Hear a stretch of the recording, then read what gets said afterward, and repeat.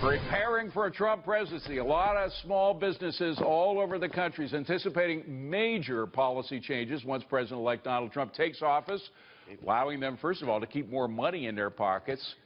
Here now with us, getting his mic done at the last minute, is Zane Tankel. He is Apple Metro CEO, and we are always pleased to see him. Zane, good to see you. David. Always good to be here. Trump says he's primarily for small business. Now, he's been dealing big, huge, to use these words all the time. Huge. But do you believe when he says his first priority is small business?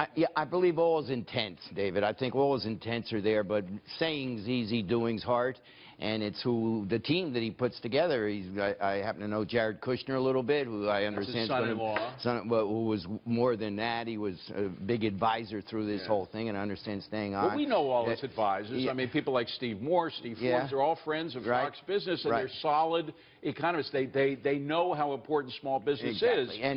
And I heard you in your last segment, and I hear people talk about we need a middle class, we need jobs. You cannot legislate a middle class. Right. You've got to develop it, and you've got to earn it, and you've got to create jobs. And these guys understand that. You know, it's one thing to read it in a textbook. I, too, went to Wharton, as you know, David. And it's one thing to read it in a textbook, and another thing on the ground to do it. And I think that he's surrounding himself, looks like early on, with the right kind of people. The main thing is small businesses have a very small profit margin. They're just barely making it. They got to pay off their debts. A lot of the debts are borrowed cash from their relatives, etc.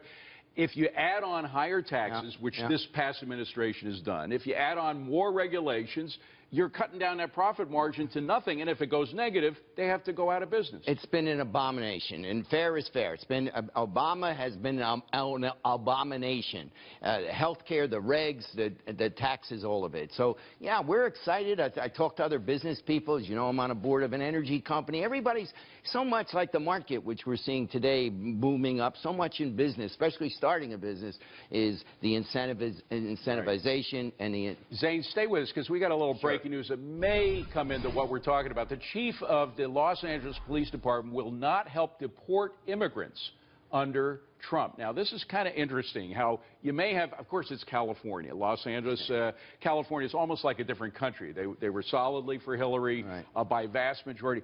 Do you think there's going to be any pushback from the Clinton supporters in places like New York and places like L.A.?